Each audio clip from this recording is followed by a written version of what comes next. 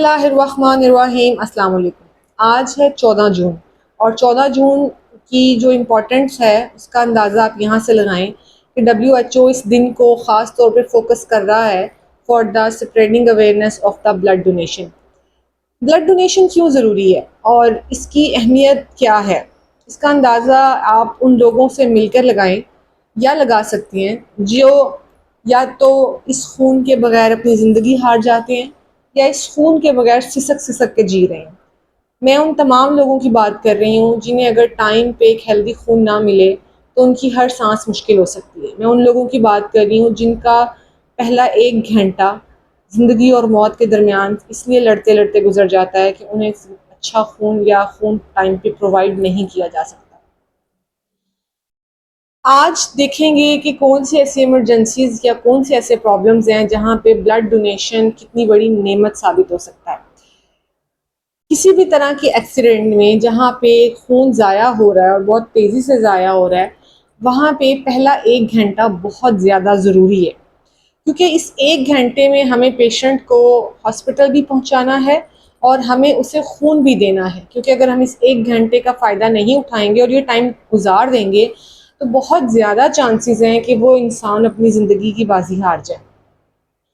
फिर जहां हमारे जैसे मुल्कों में जहां इस 1 घंटे में मरीज़ हॉस्पिटल ही नहीं पहुंच पाता, फिर उसका खून डोनेट कर लेना या उसको खून प्रोवाइड करना एक प्रोसीजर है, क्योंकि जब एक पेशेंट हॉस्पिटल जाता है तो उसमें फ़ौरन वाइटल्स के साथ साथ ये देखा जाता है कि उसका ब्लड ग्रुप कौन सा है, और ये ब्लड ग्रुप करने के लिए एक टेस्ट करना, फिर उस ब्लड ग्रुप के मुताबिक अरेंज करना, इसका मतलब ये एक बहुत तेज़ी से किया जाने वाला अमल है। इसमें हम 1 सेकंड भी ज़ाया नहीं कर सकते। इसी तरह जो लोग सर्जरीज करवाते हैं और सर्जरीज के टेबल पे जाने से पहले उनका प्रॉपर एग्जामिनेशन होता है, जिसमें उनका ब्लड ग्रुप भी चेक किया जाता है और उनके ब्लड ग्रुप के अकॉर्डिंग उनका ब्लड अरेंज करके रखा जाता है, ताकि खुदा न खास्ता अगर कोई ज़रूरत पड़े या कोई इमरजेंसी हो तो हमारे pass on the table blood मौजूद हो और हम एटलीस्ट उस लेवल पे पेशेंट की जान को ज़ाया ना होने दें।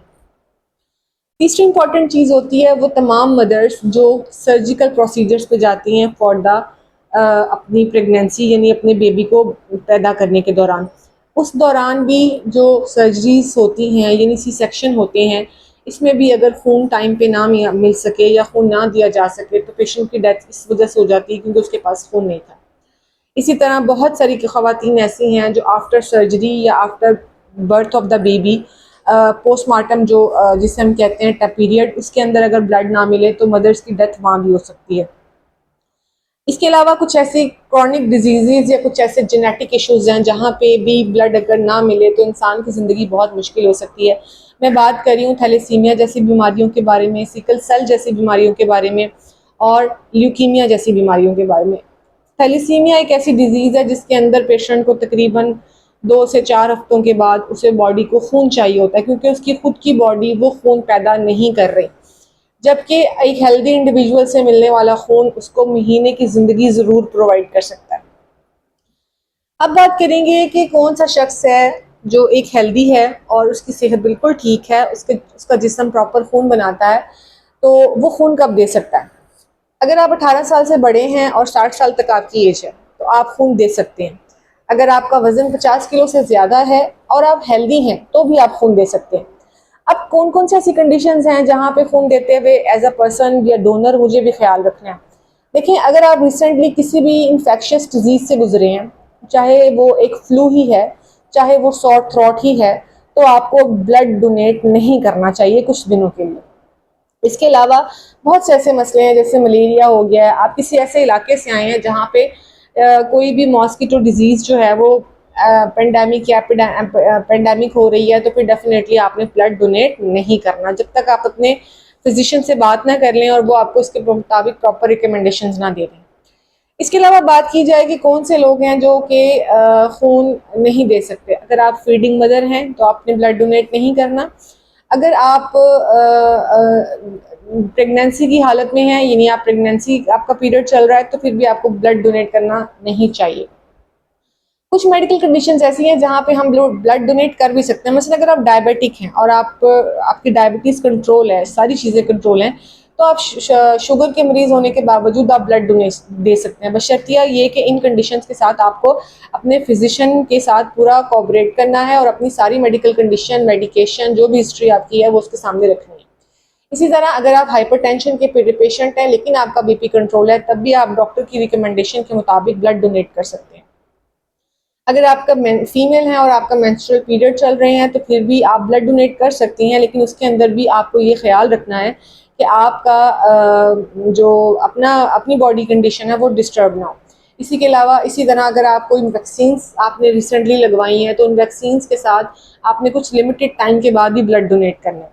इसी तरह अगर बात की जाए अगर आप इटसेल्फ खुद कोई हैवी डोजेज या हैवी ड्रग्स ले रहे हैं, कोई मेडिसिन ले रहे हैं, या आप अपनी बॉडी पे कोई टैटू बनवा रहे हैं या पियर्सिंग कर रहे हैं, तो फिर याद रखें कि आपने ब्लड फ़ौरन नहीं देना, उसका एक टाइम लिमिट होता है। उसी के बाद वो 2-4 हफ्तों के बाद या इवन बॉडी टैटू में तो आपको तकरीबन 6 महीनों का टाइम भी दिया जाता है, उससे पहले आप ब्लड डोनेट नहीं कर सकते।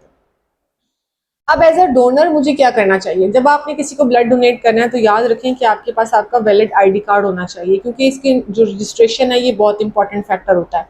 इसी के अलावा अगर आप ब्लड डोनेट करने जा रहे हैं तो कोशिश करें कि आप एक अच्छा मील खाएं और पानी का इस्तेमाल ज़्यादा से ज़्यादा करें।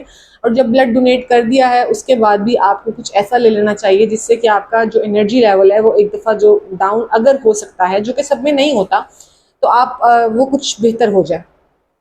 आपकी तमाम मेडिकल कंडीशन, अगर कोई मेडिकल कंडीशन हिस्ट्री में रह चुकी है, कोई मेडिकेशन आप ले रहे हैं, तो सबकी फ़ाइल, उन सबकी रिपोर्ट्स आप अपने फिजिशियन को ज़रूर दिखाएं, ताकि वो ये डिसाइड करे कि आया आपको ब्लड देना चाहिए या नहीं देना चाहिए। क्योंकि ऐसी सूरत में ब्लड देने से आप ना सिर्फ अपने लिए ख़तरा पैदा कर रहे हैं, बल्कि आप उस पेशेंट के लिए भी ख़तरा पैदा कर रहे हैं जिसकी ज़िंदगी पहले से ही दांव पे लगी हुई है। एज अ डोनर क्या मेरी बॉडी को इसका कोई नुकसान होता है? तो बिल्कुल नहीं होता, क्योंकि एज अ डोनर जब हम ब्लड डोनेट कर देते हैं तो इसके बाद हमारी अपनी बॉडी हमारे ब्रेन को ये मैसेज दे देती है कि ब्लड कम है, तो ब्रेन अपने ही सिस्टम्स को एक्टिव करते हुए हमारी बॉडी को स्टिमुलेट करता है इस चीज़ के लिए कि नया ब्लड बन सके और इससे हमें एक नई प्रोडक्शन मिल जाती है। अब क्या ब्लड लॉस जो है ये मुझे किसी किस्म का नुकसान पहुंचाता है वक्ती तौर पे? तो माइनर सिम्टम्स आ सकते हैं, बट इस सब केसेस में नहीं होता। बहुत माइनर से फटीग हो सकती है, आपको चक्कर आ सकते हैं। इसका सिंपल तरीका ये है कि आपको थोड़े से घंटों के लिए या कुछ टाइम के लिए एक ब्रेक लेना है अपनी नॉर्मल रूटीन लाइफ से। आप रेस्ट कर सकते हैं, लेकिन अगर आपको ये सिम्टम्स नहीं आ रहे और आप बिल्कुल हेल्दी हैं तो फिर आप अपनी नॉर्मल रूटीन वर्क पे वापस जा सकते हैं। Thank you. This is all about the blood donation. मेरी कोशिश थी कि आज की वीडियो में मैं आपके साथ डिस्कस करूँ वो तमाम मसाइल जो मुझे देखने को मिलते हैं कि ब्लड डोनेशन प्रॉपर टाइम पे या प्रॉपर तरीके से ना होने की वजह से कितने लोग कितना सफ़र करते हैं। So thank you. This is all about the blood donation.